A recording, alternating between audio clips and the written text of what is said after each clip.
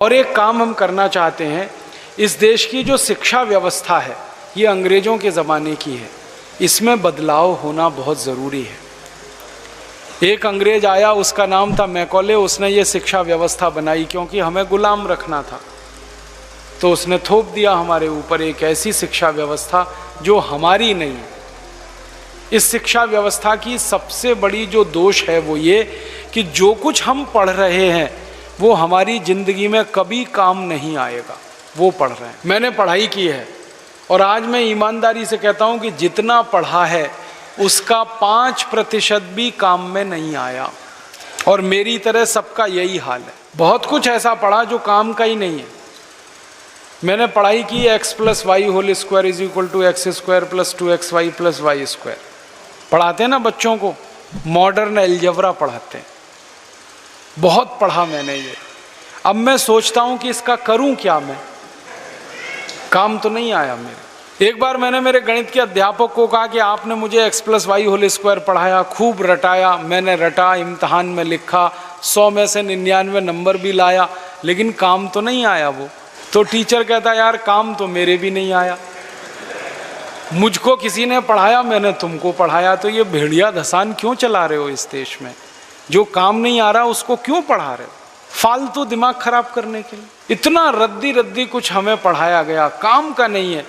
अच्छा, मुझे पढ़ाया गया बचपन में, शायद आपने भी पढ़ा होगा, अमेरिका का पहला राष्ट्रपति कौन होगा? कोई, मैं क्या करूं उसका?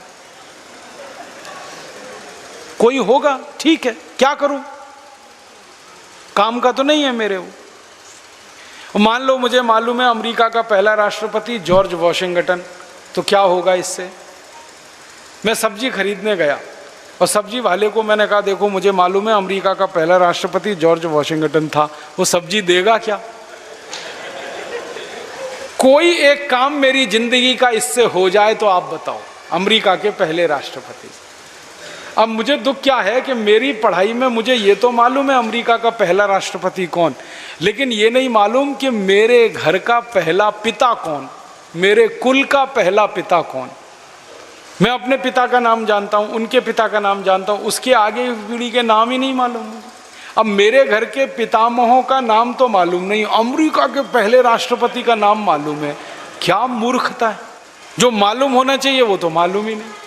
ऐसी फालतू पढ़ाई से क्या फायदा? और एक उदाहरण देता हूँ। बचपन में मुझे पढ़ाया गया कनाडा की जलवायु क्या है, होगी, क्या करूं? कनाडा की जलवायु है, ठंडी पड़ती है, बर्फ़ गिरती है, बहुत ठंडी पड़ती है, बहुत बर्फ़ गिरती है, ये सब मुझे मालूम है, लेकिन करूं क्या?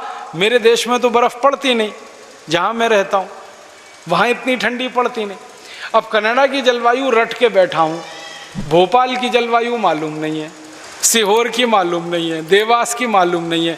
काम तो ये भोपाल वाली आएगी, सीहोर वाली आएगी, देवास वाली आएगी। कनाडा की जलवायु क्या काम आएगी? ये काम तब आएगी जब मैं कनाडा जाऊं या कनाडा मेरे घर में आए। दोनों में से एक ही स्थिति में काम आएगा, दोनों ही होने वाला नहीं है। ना कनाडा मेरे घर में आने वाला, ना मैं कनाडा जाने वाला, क्योंकि वीज़ा नहीं मिलेगा। तो क्यों फालतू में पढ़ के बैठा मैं कनाडा की जलवायु क्या, ब्रिटेन की जलवायु क्या, फ्रांस की जलवायु क्या? हमने अंतर्राष्ट्रीय ज्ञान तो बहुत ले रखा है और स्थानीय ज्ञान कुछ भी नहीं है हमको। अपनी नदियों के नाम नहीं मालूम, अपने तालाबों के नाम नहीं मालूम, अपने देश की जलवायु का पता नहीं, दुनिया भर का ज्ञान लेके फिरते हैं खोपड़े में, कुछ काम का नहीं है, बेकार है। मैं आपको कहना ये चाहता हूँ कि जो स्थानीय ज्ञान होता है, लोकल नॉलेज, जिंदगी में हर पल वही काम आता है। तो पढ़ाई में वही ज्ञान हमें मिलना चाहिए, फालतू पढ़ाई का कोई मतलब नहीं है।